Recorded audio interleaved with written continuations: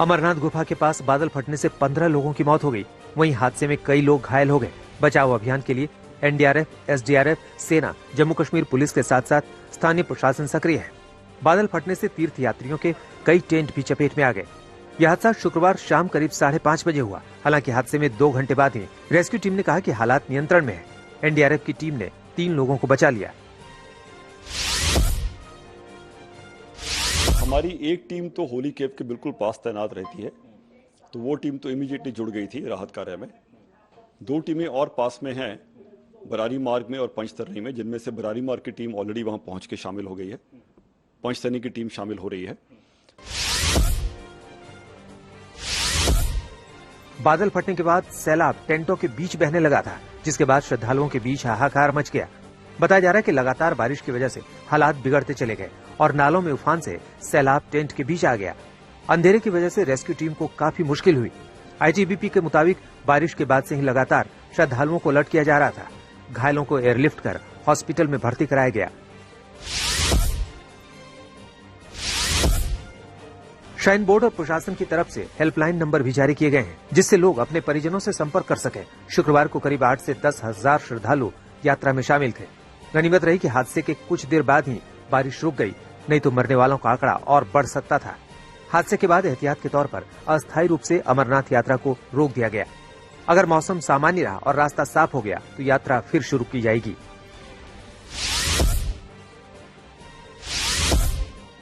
अमरनाथ गुफा के पास हुए हादसे पर पीएम मोदी ने दुख जताया है। उन्होंने ट्वीट किया, अमरनाथ गुफा के पास बादल फटने से व्यथित हूं।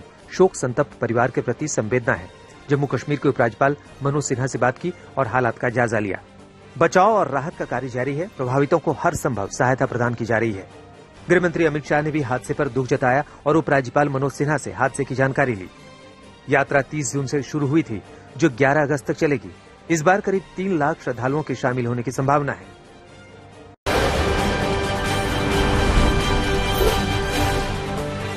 गुजरात में बाढ़ का प्रकोप जारी है। कच्छ में लगातार बारिश के बाद सड़क पर सैलाब बह रहा है। गलियों में गाड़ियां तैरती नजर आई। कई इलाकों में कमर तक पानी भरा हुआ दिखा।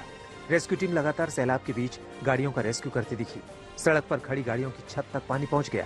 कार हो या ट्रैक्टर, सब डूबे नजर आए।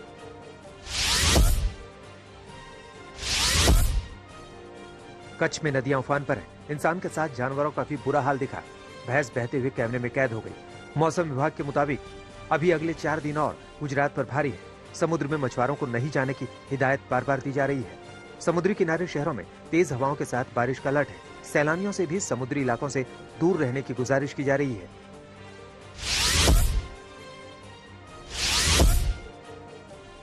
अहमदाबाद में भी लगातार हो रही बारिश ने आम जनजीवन को अस्त व्यस्त कर दिया है। रिहायशी इलाकों में पानी भरने से लोग घरों में कैद होने को मजबूर हो गए।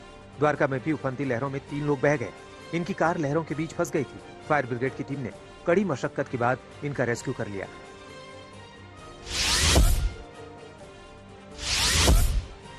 हिमाचल प्रदेश के बिलासपुर में बादल फटने से बर्बादी का मंजर दिखा। घुमारवीं उपमंडल के भगौट में बादल फटने से काफी तबाही हुई। गौशाला के अंदर पानी भरने से कई जानवर बह गए। नालों में बारिश का पानी बढ़ने से बाढ़ के हालात बन गए। बताया जा रहा है कि इन दोनों गौशालाओं के अंदर 2 भैंस और 7 बकरियां थी, जो पानी में बह गई। गनीमत रही कि गौशाला चलाने वाले परिवार के सभी सदस्य सुरक्षित बच गए।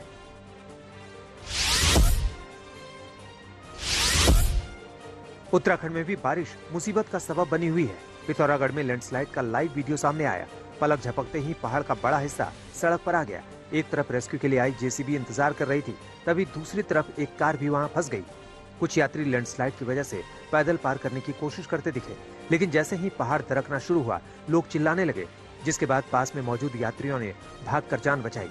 गनीमत रही कि हादसे में जान माल का नुकसान नहीं हुआ।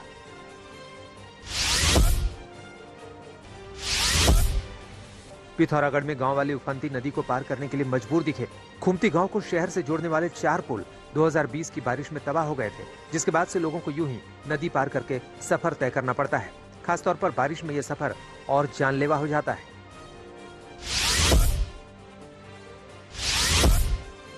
उत्तराखंड के रामनगर में बड़ा हादसा हो गया। पंजाब से आए 9 सैलानी सैलाब में जान गंवा बैठे। ये लोग कार में उफनते ढेला नाले को पार करने की कोशिश कर रहे थे। इसी दौरान उनकी कार गिर गई। सिर्फ 22 साल की एक लड़की की जान बच सकी। बाद में रेस्क्यू कर हादसे की शिकार कार को बाहर निकाला गया।